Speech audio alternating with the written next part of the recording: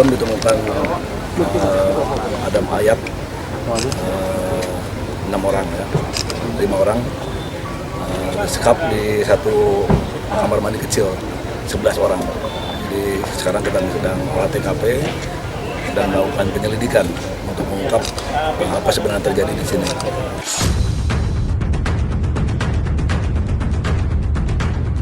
Insiden perampokan disertai pembunuhan yang menimpa keluarga Insinyur Dodi Triyono di Pulau Mas, Jakarta Timur Selasa dini hari kemarin menghentak publik karena pelakunya terbilang sadis. Tak hanya membetot perhatian masyarakat dan kepolisian, sejumlah selebriti ikut menyampaikan keprihatinan atas insiden kejam tersebut. Alhasil, lebih waspada dan mengantisipasi keamanan menjadi cara jitu menghindari kejahatan.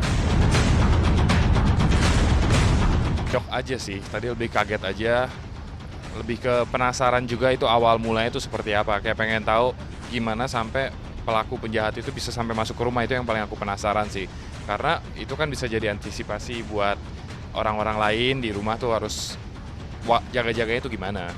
Gembok seperti apapun, kalau misalnya emang ada niat bisa dibobol sih bisa aja. CCTV juga mereka selalu punya cara untuk gimana biar nggak kelihatan mukanya ya, dan sebagainya gitu. Kayak gitu ya, susah juga lah. Susah juga makanya sih. harus antisipasi di awal ya.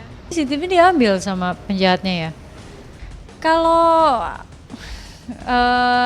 idealnya sih pasti ada yang mengawal, mengantar ya, tapi kan kita siapalah kita masih pakai ajudan kemana-mana gitu kan. Tragedi perampokan yang menghilangkan nyawa 6 orang juga memetik komentar dari muda, Ustadz Zaki Mirza. Menurutnya, kejadian tersebut di luar batas kemanusiaan. Saya rasa ini udah sangat-sangat tidak manusiawi, hanya untuk kepentingan sesaat, hanya untuk kenikmatan dunia ya, harta. Terus orang bela-belain sampai rela nyolong rumah orang, bahkan disekep di ukuran 1,5 meter loh. Iya.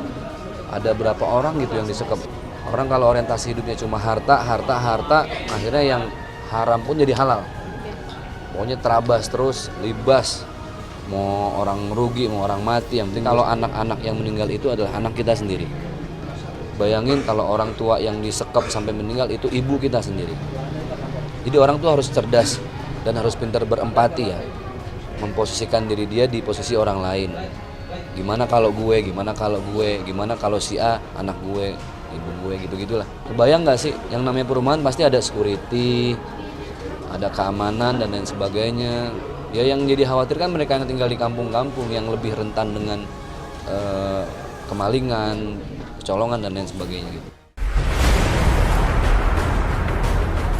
Lantas bagaimana presenter Fadly menilai kejadian yang hampir mirip dengan insiden yang menimpa sang adik beberapa waktu yang lalu itu?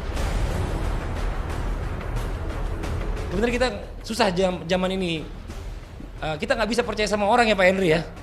Walaupun orang itu sepertinya kelihatannya baik, sopan dengan kita, atau mungkin dia sering main ke rumah kita, nggak ada. Pokoknya kita hanya bisa mempercayai orang-orang yang benar-benar dekat dengan kita, halayaknya sepertinya keluarga gitu loh. Di luar dari keluarga, kalau bukan tetangga dekat yang memang kita tahu siapa dia, berapa lama dia tinggal dekat kita, kayaknya enggak ya Pak Henry ya.